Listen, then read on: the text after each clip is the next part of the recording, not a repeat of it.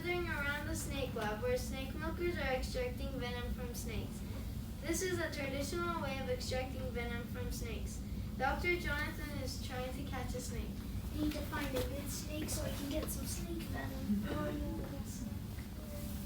There you are. I got you. Ah, stop it! You're hitting me! Stop it! Stop it! Stop it! So you could see from here, snakes got hurt when they were using a traditional way. Also, snake milkers can get a snake bite sometimes. Ow. What happened to you? Are you okay? I got it. While these things were happening, Dr. Reave was working on a new device called VenomBot. He did a lot of research and talked with professionals. Finally, he found a solution. I found it! What did you find? I found a way for either snakes or snake milkers to get hurt in the process of snake milk.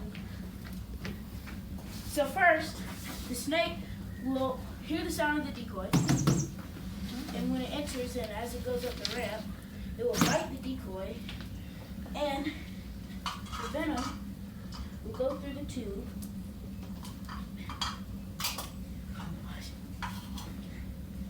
Will go through the tube naturally, so neither the snake or the snake milker gets hurt again. So, what do you guys think? Great, so now you get hurt again. Yay!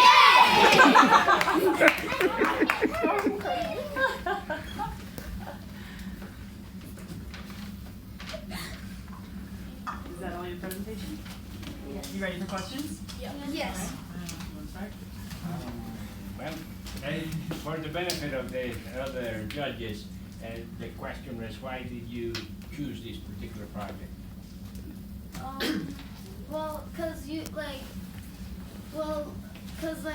usually venom helps people a lot, and so since this is animal allies and we're trying to find something that helps humans and animals they don't get hurt, we try to do something close to it. So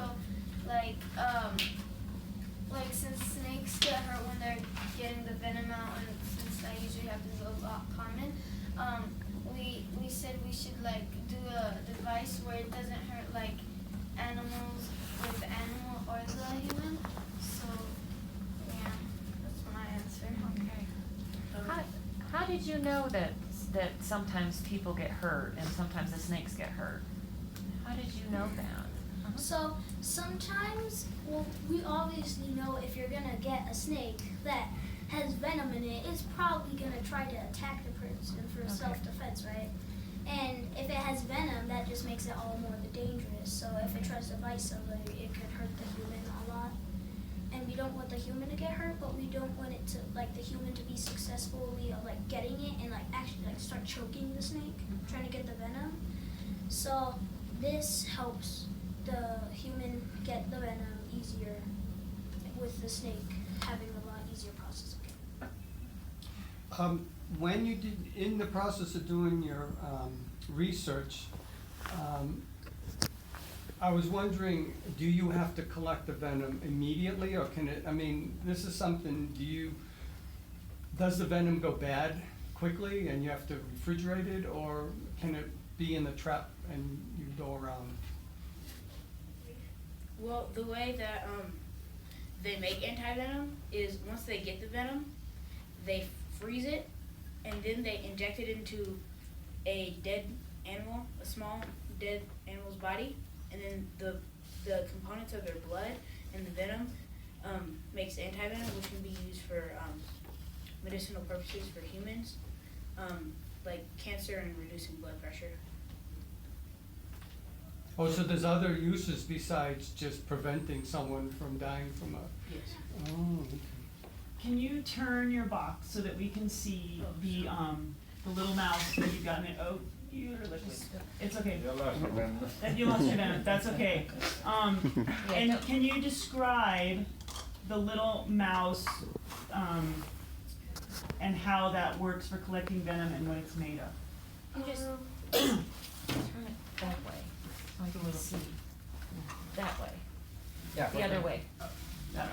There you go. Yeah. So these judges Okay. over here can see. Okay. Oh, okay. Basically just a cat toy. And then we cut a hole into it so we could put the tube into it. And then we use the syringe. And then Normally, this tube on top wouldn't be here. It's just for demonstration. Sure, so we can see it go down in there. Right. Yes. That it actually flows. Mhm. Normally, when the snake bites, the venom will go just. There won't be any top tube. It'll just go straight immediately down. It goes into the little mouse thing, it comes out the tube into a collection at the bottom. Okay.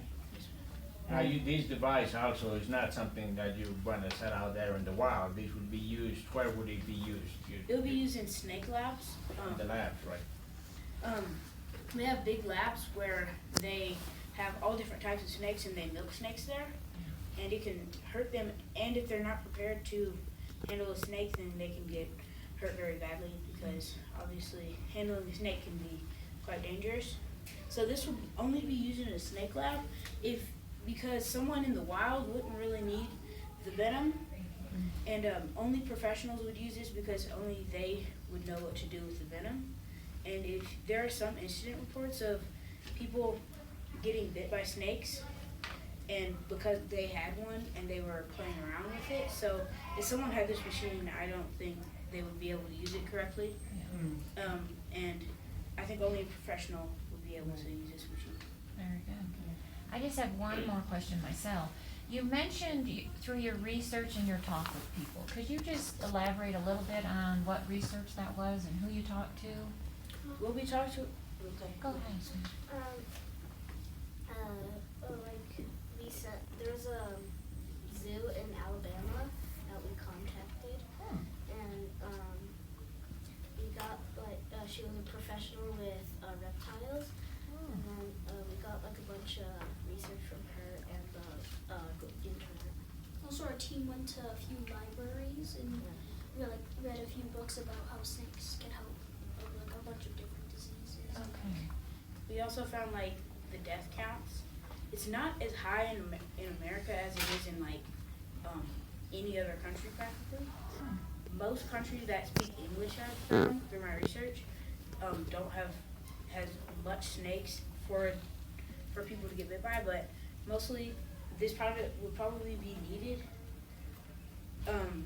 in Africa because they have 33,000 snake deaths a year there. From milking specifically? Oh, well, just snakes in general. Okay. And snake bites. So that's why we need their venom because to make anti-venom, it can save a lot of people. I understand. Okay. And tell me again who and how you shared this information? This is pretty ingenious. Well, we shared this information through school. We just told a lot of our teachers and other students, and we asked them questions, and I saw if they were interested or if they thought it was a good idea. And with the professional, we had a list of questions that would help us with making our product. And one of the questions was actually, would this machine work, and if so, then how could we improve it? She said right now it's really good, and she didn't see any way to improve it. And she said there's nothing like it other than this is the only type of thing that this is. There's nothing else like it. Well done. One last quick question. Tell me how you divvied up the research, how everyone did the work on this, how it was divided.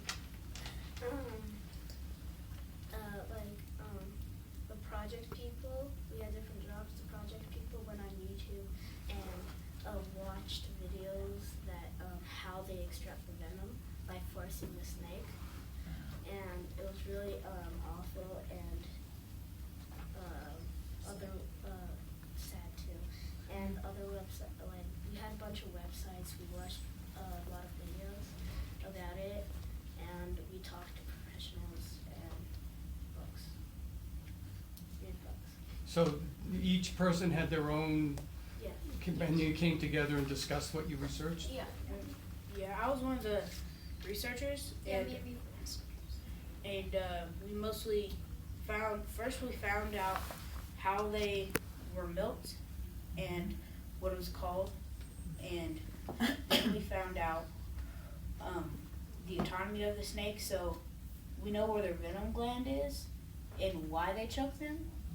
They choke them because their venom gland is, it's like right there where all the venom is, and there's a tube in their mouth that's connected to their venom, and they can naturally release that venom, but if it pushes down on the gland, it also can force it out, which can hurt the snake. Okay, we could probably ask you questions all day, but we're out of time. Right. So we thank you Very very Thank much. you. Yes, thank